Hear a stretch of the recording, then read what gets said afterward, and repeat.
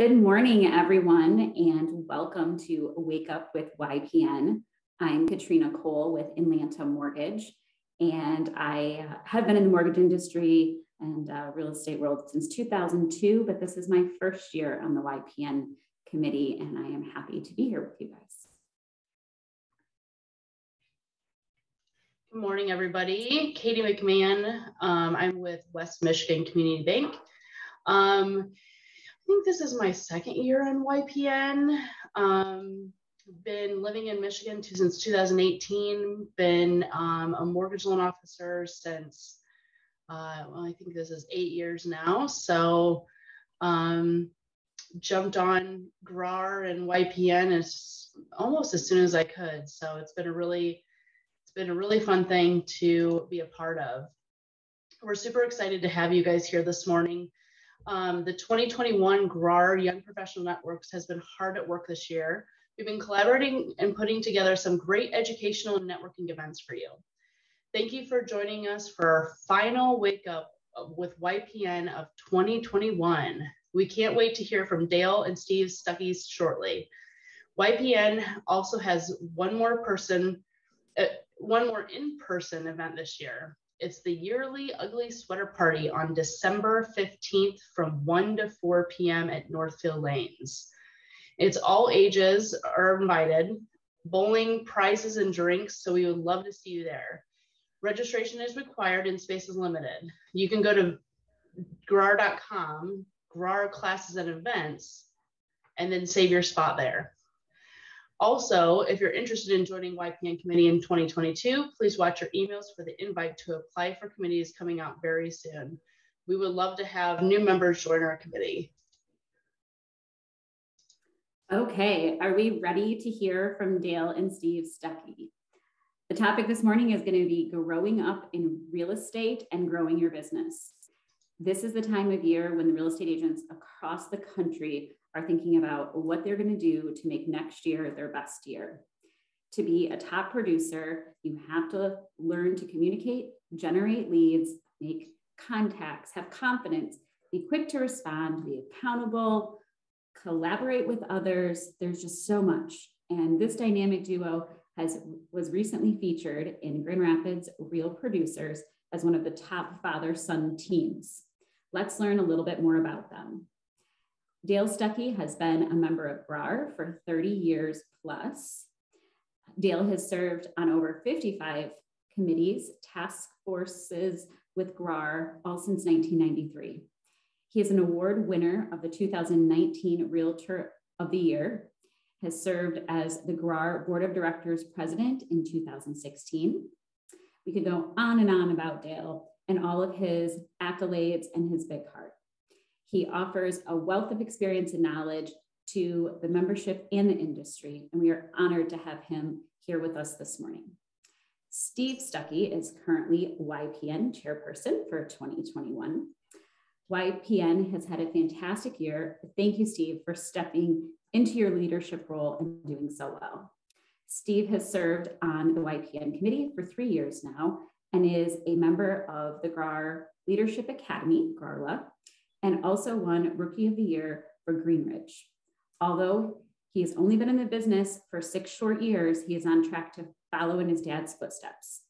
Don't worry, Steve, we did the math for you. Approximately 3 committees per year, starting now.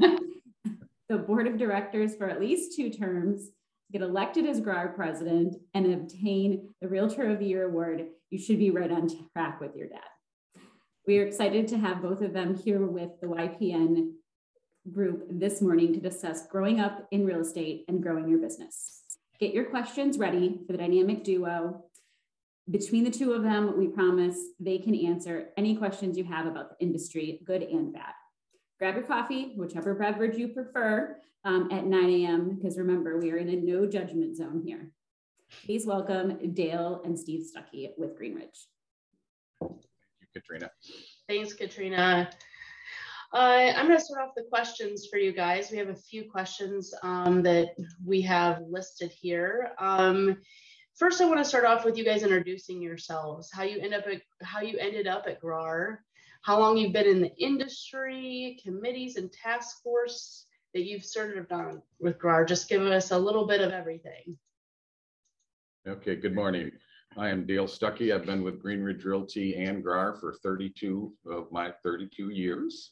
I got into GRAR because that was our association in our area. Committees, as you stated before, I didn't realize I was on 55 different communities or committees, so that's interesting to know. But my passion at the very beginning was education, and now it's safety. So I am currently also on the grievance committee, and that's quite eye-opening as well. So, Steve? Thank you. Good morning, GRAR Nation. I am Steve Stuckey. As you all may already know, I'm the looks of Team Stuckey. So I've been on the YPN committees for, I think, 3 years now. I started as a GRAR graduate alumni of 2018. I got involved with YPN because it was fun, and I like to do the fun stuff. And it was just a great group of young agents doing great things. And I picked it up 1 year and ran with it. So obviously I got into GRAR because of the area that I'm in and because I went into work with my father here. So and just love GRAR. I wouldn't go to any other board out there. The community culture that we have is just contagious and addictive, and I love it. Awesome. What is your favorite YPN event? So my favorite YPN event is, I'm too old to be on YPN. Oh, I've always thought. I realize I'm not. So Emerge is probably the ones that I regularly attended, except for this last year I was gone.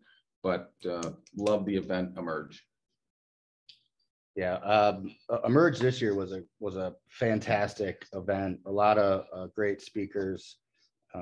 Kudos to our subcommittee that put that together, and Mariah Kaufman for really taking the lead on that.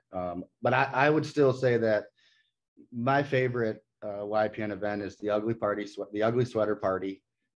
It's the party side of me, and we'll get a chance to do that again this December the 15th at the bowling alley. So hope to see all of you there.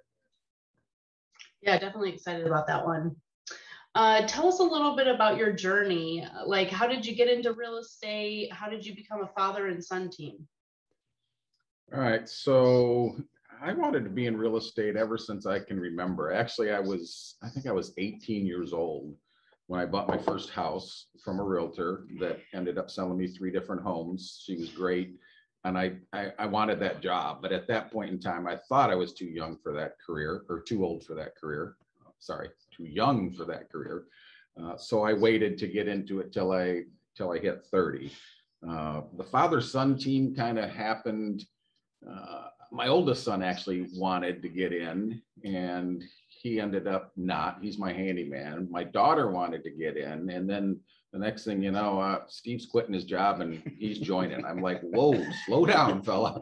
Let's think about this first. This is full on commission, but he's done great. I've loved having him here, and it's taken some things off my plate. Not as many as he would like, but it's taken things off my plate, and hopefully someday we'll just shift it all over to him. Was how we had that designed so that I could just slip into the background and retire. Yeah, I'm a retirement plan. I'm a walking 401k. So believe it or not, I actually never wanted to get into this industry. Growing up with it and seeing the hard work that he put in, it just didn't seem like something that was up my alley. And I actually was in the automotive industry for quite a long time, and it took a toll on my body, not only physically but mentally. And then I really started to watch what he was doing and really decided that maybe that was for me. I couldn't imagine doing this without the power of the internet, which he had to go through for many, many years. It's a great tool. But no, now I fully embrace it. It's become a lifestyle for me. I don't even consider it a job or work. It's part of my everyday day-to-day regime. So I I wouldn't come into this industry alone. I obviously came on to be a father-son team, so we could work together. And I think for all new agents that are newly getting licensed, you know, working with an agent that's been doing this for a long time, or joining a team at least for your first year in the business is crucial. Just the tips and tricks that you pick up along the way, the people that you're introduced to on a higher level, I feel gave me an advantage that a lot of people don't have. So I would strongly encourage brand new agents to talk with somebody that they can shadow or join a team. And it might only be for your first year or two, but definitely a good start. Yeah, get a mentor. Even if you're not on a team, get a mentor, have them hold you accountable, take them to lunch once a week, once a month, whatever, but pick their brain. Believe it or not, I haven't had that many people come to me and want to do that, but I'm an open book. If somebody wants to sit down and take me out for coffee and ask me questions, I'm all about it. So I'm sure there's a lot of people in your offices that would do the same thing. They would feel honored that if you went to them and said, hey, can we talk? I want to know the ups, the downs, because it's definitely a roller coaster. And if you don't know that up front, you're going to have a problem. I love that. What made you guys really want to join the committees or the task force of GRAR, and how you became so involved with GRAR? So as I mentioned before, I got in the business in 90. And then in 93, I really started ramping up education, getting the CRS, the GRI, the E-Pros, getting my broker's license, got on the education committee, just loved that. Once I got into the board functions, it wasn't long before I decided, you know what, I want to take this further. So I went on for a first term of the board of directors. That was so eye-opening. And then I went on a second term as well, and then was the president. So I've threatened I'm going to come on a third year, but I think I'll save that for Steve. Yeah, I do plan on running for the board. I've got a ton of stuff that I'm doing right now, so the timing just hasn't been right for me, but you will see me on the ballot here soon. You know, I got involved with committees when I first got into the industry in 2016. I went to the MAR convention, and I went to Rebar and Emerge, and I went to the NAR convention in Florida. And just the relationships that you build with other agents is key to your successfulness in this industry. It's not just about building relationships with clients that you'll eventually, you know, help buy or sell homes, but you know, you got to build relationships with agents. There's so many agents in this industry. And, you know, I like to think of it as a sandbox, and we've all got to play in this sandbox together. And there, you know, are some that it's just easier to work with, and you got to build those relationships. And that was my first year in the business is when I realized that with all these events. And then I wanted to take that to the next level, and that next level was committees. I wasn't ready to run for the board at that time.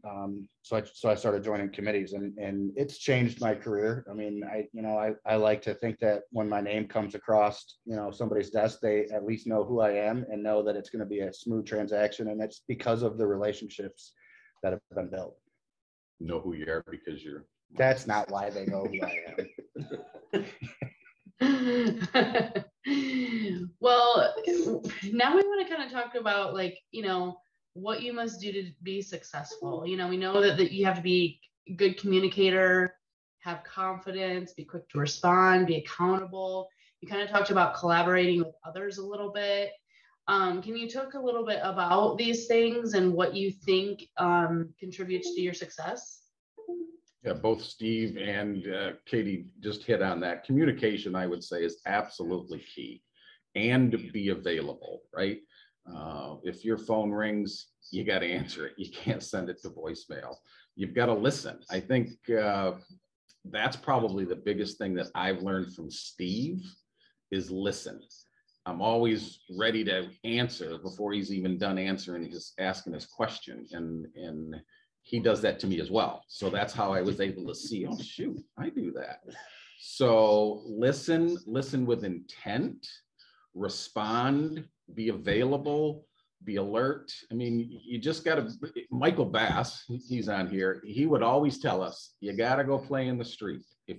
And so if you're not out there playing in traffic, you're not going to get anything. So get out there and play in the street. Yeah, no, I agree. Communication is key.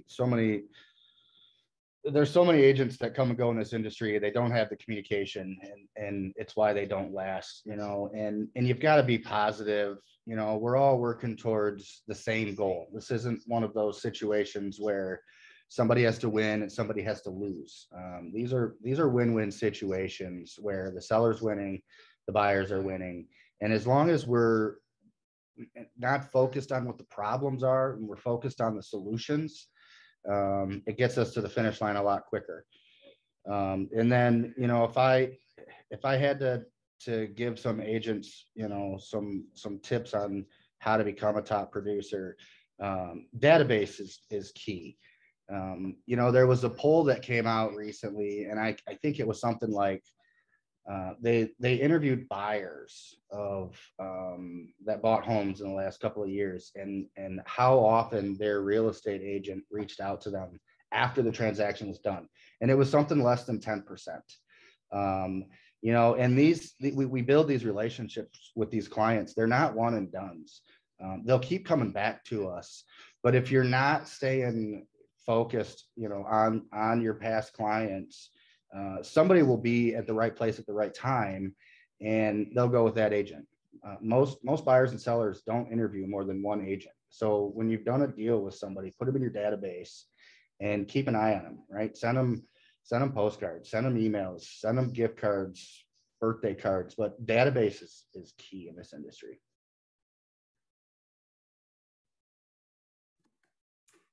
So to expand a little bit on, some tips, maybe specifically for newer agents that maybe don't have their database yet, they're just getting started.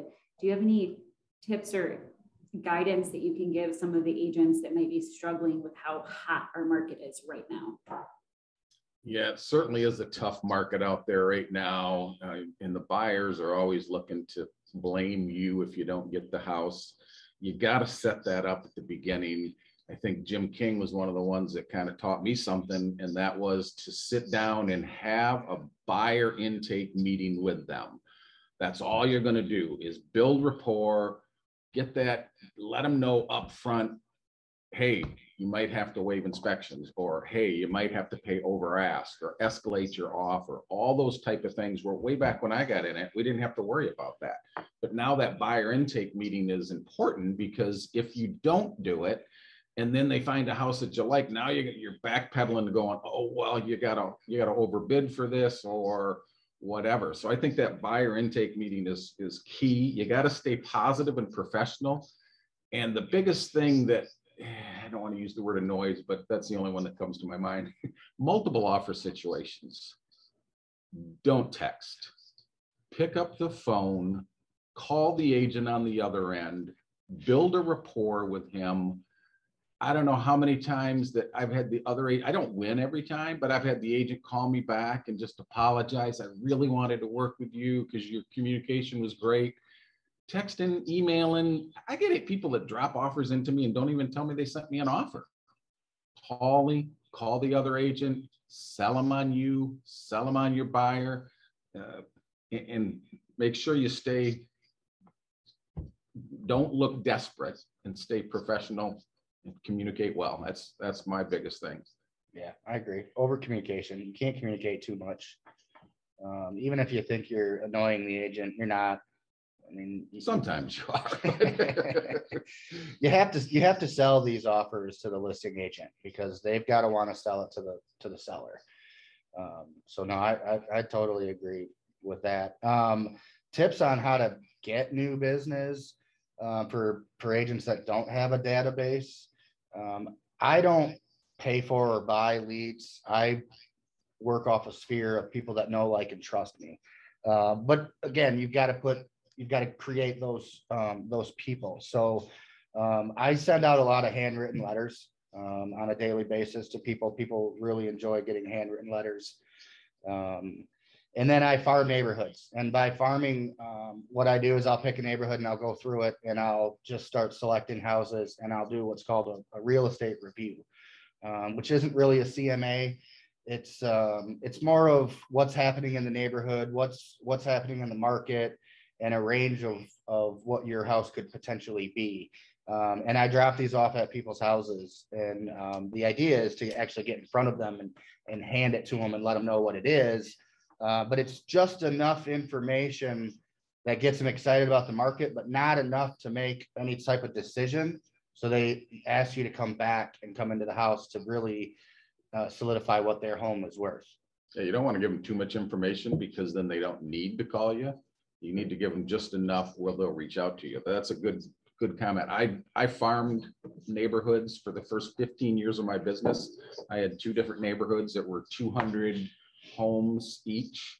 One of them I lived in, but I would say I was pulling down more than 50% of those listings in there.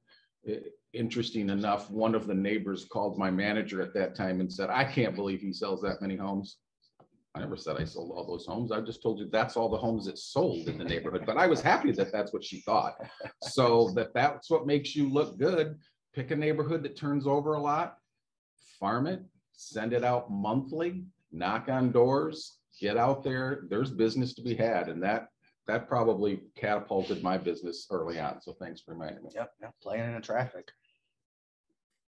That's a great tip. I mean, so if you're more hands-on with that type of farming versus just spending a lot of money, sending direct mail pieces and never getting face-to-face with the clients. That's a great tip. Can you talk a little bit about what works well for your team? What does not work? Maybe any mistakes that you've made along the way that you can share with those that are considering joining a team or creating a team? Sure. So with our team is a little unique because of the father-son thing. There's really not a leader, even though I like to say I am the leader. He likes to say he is, but we're equal, right? And the biggest thing I think that we've learned from this is you can't pass the clients around. We did lose one client early on.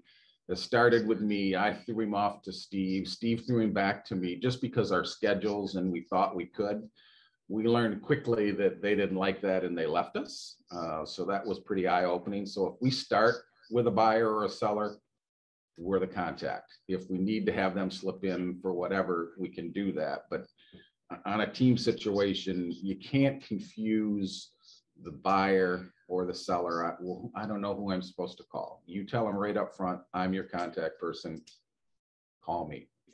Yeah. No, we share the deals together. So we both know what's happening in Team Stuckey, but yeah, when it comes to a leader, there's a leader in each individual deal. And that leader is really the face and the voice of that particular transaction. Because it does get messy. I would say the biggest mistake that we've made was not doing this sooner. Somebody didn't tell me how great wanted more of my money. Somebody didn't tell me how great this industry was sooner, and that was definitely our biggest mistake because I love it. You told me you didn't want to be in the business. I didn't. You didn't tell me it was great. Okay. Well, let's pick on Steve a little bit. Why don't you tell us what the craziest thing Steve ever did as a kid? I don't think Steve read my notes here. So the craziest thing he ever did as a kid, I'm going to say when I say kid, he was definitely less than 21 years old. So you know where I'm going with this. Oh, I know. I came home one day and Steve is on the roof of my house with the neighbor and they're drinking my beer. Of course, I called him down, set him down to his bedroom, put the beer back in the refrigerator and went to bed. I woke up in the morning and the beer was gone. It was in his bedroom and it was all gone. But at least he didn't do it on the roof, right? I just thought he didn't want us drinking on the roof. Obviously, I didn't make myself clear enough. So the guy that bought us the beer was one of his friends. Probably was. We overpaid for the beer. All right. How about what is the craziest thing that Steve's done at Greenridge? So those would be the adult camping trips, which I don't know if I've been invited or not, but I don't think I really want to go. I'm going to let Steve explain a couple of his adult camping trips. No, Jim's over here saying, no, that's not a good idea. Yeah, so we won't indulge too much on those or who participates in those, but it is all real estate agents. And, you know, I am a partier and I am the chairman of YPN. And so when you get that many real estate agents together, they do tend to try to kick you out of the campground. This last one we went to, we were able to negotiate and get them to let most of us stay. Most of you. We won't go back to that campground. Because you can't. We're not allowed. We're not allowed to. Well, what is a funny or best memory that you have in your real estate career so far? So I don't know, I don't do open houses anymore. Maybe this is probably why. But I was doing an open house probably 15 years ago in a fairly nice house, but it was vacant. And I was there and it kind of smelled a little musty. So I decided, she had some potpourri on the stove, and I decided I was going to light that potpourri and, you know, put it on the stove and let it burn, which I did. Of course, I forget what I do all the time. So that's on the stove cooking. And it was a pretty slow, that was back when we had 13 months worth of inventory. So you weren't getting a lot of people at the open house. I don't know where I was, but I must have been outside just daydreaming. And I came inside and holy crap, that thing is like, burn this house down. I tried.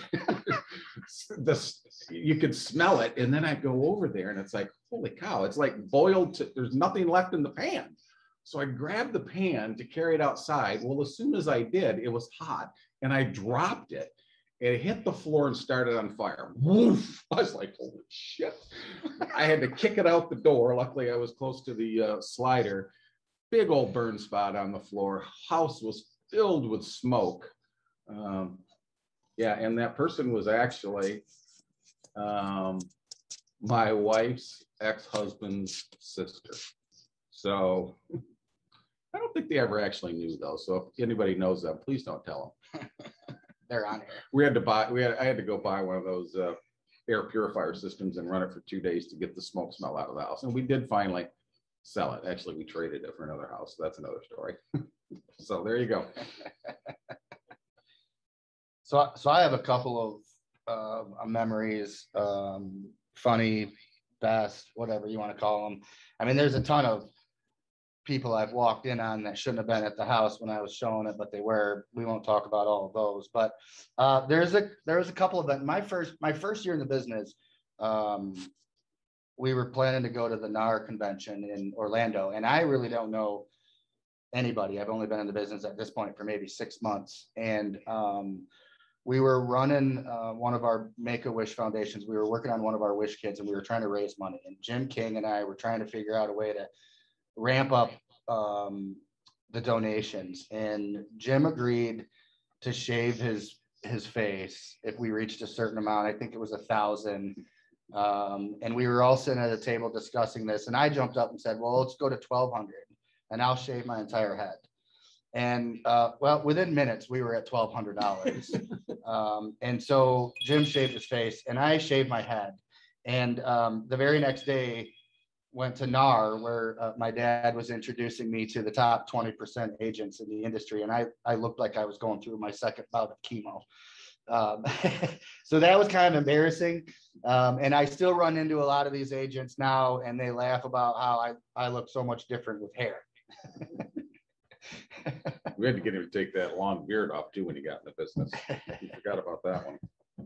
I grew my beard out and my hair out during COVID, and I did start to look a little bit like Jesus.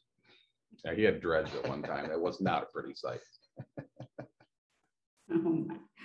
Well, if either one of you, if you hadn't gotten into real estate, what else would you have done? What do you have a passion for outside of real estate that you might have gone that direction? So we actually both share the same passion before. Yeah, I can't think of anything that I wanted or would want to do. Like I said, when I was 18, I wanted to get in and just didn't think it was the right time, so waited. You know, I did the auto repair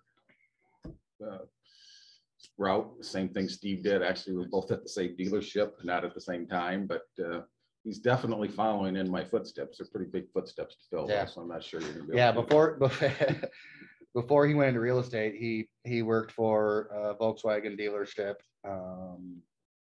And I went into business with that Volkswagen dealership, and then he left there and opened up his own garage, and I left there and opened up my own garage, and yeah, so I'd probably still be doing that if I didn't go into real estate, but real estate is definitely my first and foremost passion. And it's people, it's relationship building. I like to say that I'm a professional friend builder, and I tend to sell homes on the side. Nice. That's kind of all the questions that we had planned, but I'm going to open it up for anybody else who has some burning questions. Put them in the chat. I know Macy's helping us kind of watch the chat, but I do have a question for you guys, kind of to start it off. I want to know, you know, it's kind of like some people, when they think about working with their dad or working with their son, might be super challenging to do. Sometimes just like being with them on a holiday is a struggle. So what was the hardest part of like really starting to work with each other as a father-son duo?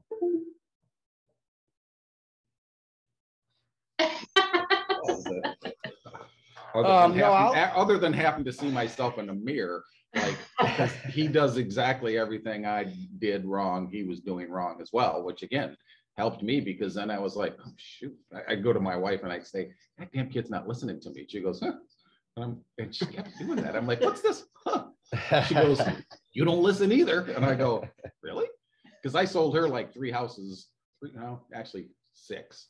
And she told me that, yeah, I never really listened to her when she was buying houses. So it kind of slapped me in the face, woke me up. I decided to start listening.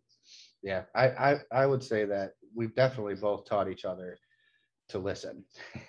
And not just listen waiting for your turn to talk, but listening to the intent of hearing what's actually being said. And sometimes you need to take a step back and kind of think on it before you act on it. But no, it actually was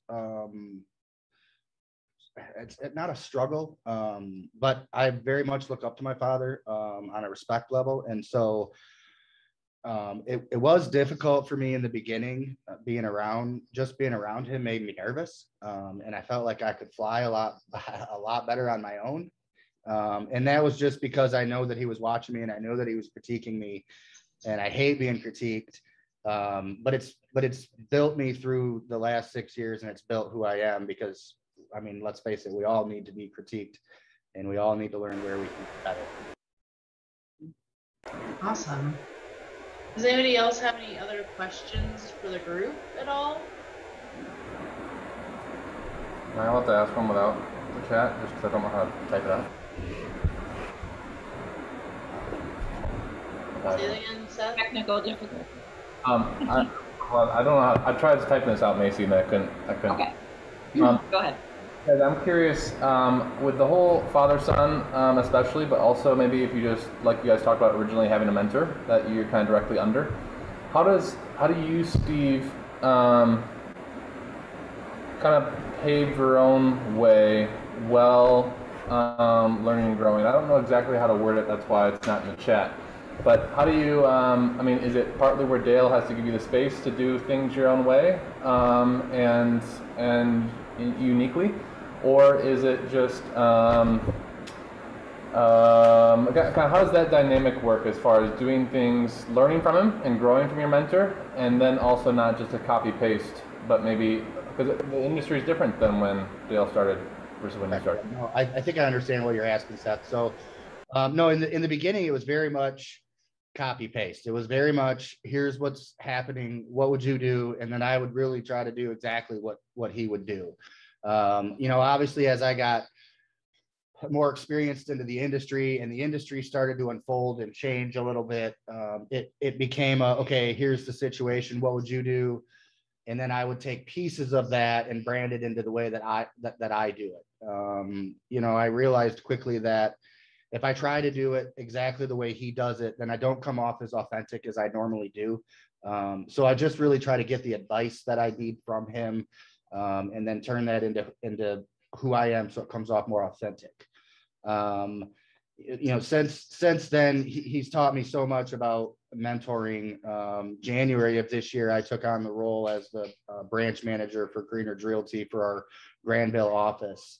And I currently mentor, I think, about 23 agents, brand new agents, middle of the road agents, and agents that have been doing this for 30 to 40 years. And everybody just needs to be mentored in their own special way. I have a category system where there's about 4 different categories that I can put people in about how they're coachable, and how they need to be coached and mentored. Not everybody is mentored the same way, right? Obviously, a brand new agent is going to need a little bit more coddling than somebody that's been in the business for 40 years and just wants to ask a question and doesn't really want you to train on anything, just answer the question. So a lot of different ways to mentor, but most of it, Seth, is giving the advice that's needed and letting them spread their wings and do the rest from there. And it doesn't have to be a formal mentor. I didn't really have a mentor at all at the very beginning. I have one now. I have a couple of them, a couple older agents. It's me, Yeah. One of them's on here, right, Michael? But he knows when I call him, it's going to be a good question. And I usually already know the answer. I just want to bounce it off you to make sure he's thinking the same way I am. I see a question from Holly. What should someone look for in a mentor? Holly, when looking for a mentor, the most important part is finding a mentor that like, and trust, just like, a buyer or seller would do when they choose you. But it has to be a mentor that is looking out for your best interest. An agent or a mentor that's more concerned on your success and your branding than anything else. So it looks like we got something that says, how does GRAR acknowledge teams? Do they all pay dues individually? So when I was on the board that second term, so I think it was right around 15, 16, we started identifying teams inside of the directory. But yeah, you're really your own individual agent. You're going to pay your own individual dues. You're still your own person. Your license is you. It's just how you set up your back end with your actual team leader or whatever. But again, you don't necessarily have to be a team or part of a team, but you do need a mentor that you can go to that doesn't, not necessarily is going to take any of your commission or anything like that, but doesn't mind, because again, I learned from him while I was mentoring him. So the mentor is going to get as much out of this as you are. Don't feel like you're going in there asking for the world. And if they don't want to take it, they don't have anything good to share, in my opinion. So look for somebody you know and respect in the business. Take them to lunch, take them out for beers, maybe out for beers. That gets them a little looser and they might talk a little better, but that's my take on that. Hopefully I get some people who want to take me for beers next week. Maybe.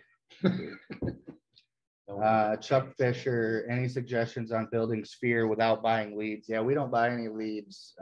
Again, we do business with people we know, like, and trust. So you just have to, you need to be on purpose, right? Every day that you're out there doing your day-to-day grind, you need to be on purpose. You need to, when you're having conversations with people, whether they're random people or they're people that you already know, you need to be purposefully working on making sure that they understand that you're in real estate.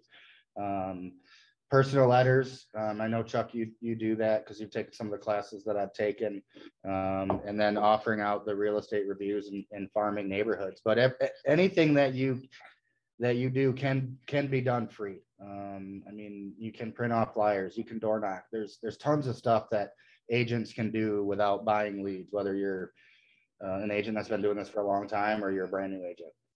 And So I love your guys' thing where you said play in the streets. That's great. Yeah, you got to play in traffic, right? My biggest marketing tool is my mouth, and it doesn't cost me anything. I mean, sometimes it does when I stick my foot in it, but most of the time it's a free advertising tool.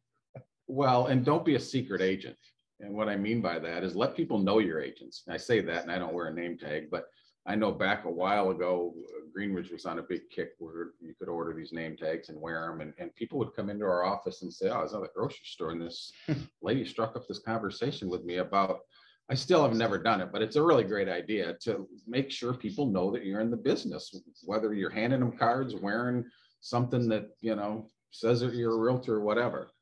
And then we also had, Tori's got a question. Should you have more than one mentor? Is that overwhelming? It could be, especially if you're getting conflicting, but I would say go out and find a couple and then stick with the one you like the best. Not that's telling you what you want to hear. The one that's kicking you in the butt the most is the one you want to stick with. No, I think you should have a main mentor that really takes you under their wing to help you. But it does take a network of agents and brokers to do this business. So I would never shy away from asking advice from anybody in this industry. Like he said, he learns things from me, and I learn things from brand new agents. You said that. You might have forgotten. You said that. You know, nobody's too good to learn more stuff, and nobody's too young or too new to teach. It's all about your mindset and being positive and open and wanting to learn and gather new information, because it's out there.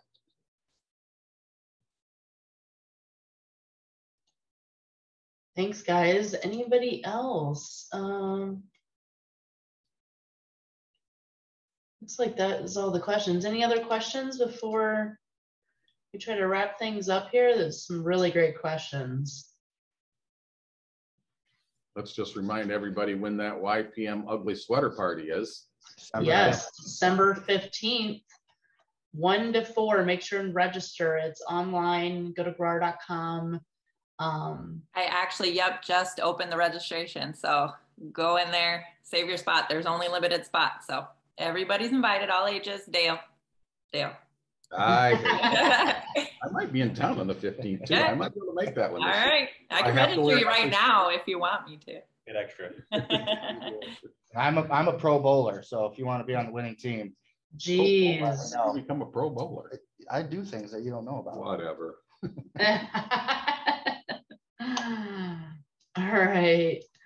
Thank you guys so much. I think today's YPN Wake Up was great. It was a really nice discussion, bouncing things back and forth. I thought some really good ideas and takeaways from this. But that's all the time that we have for today. Thank you guys for your knowledge, for this membership and YPN, and thank you for taking time out of your busy schedule this morning to chat with us.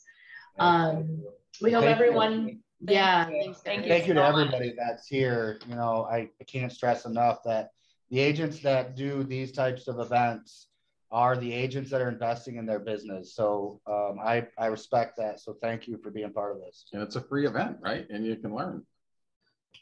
Absolutely. I agree. Yes. Great job, guys. All right. Take care. It was a fun one. Thanks, guys. Thank you, Katie, Katrina. Thank you, YPN. You guys have a good day. All right. Bye. Bye. Okay, bye-bye.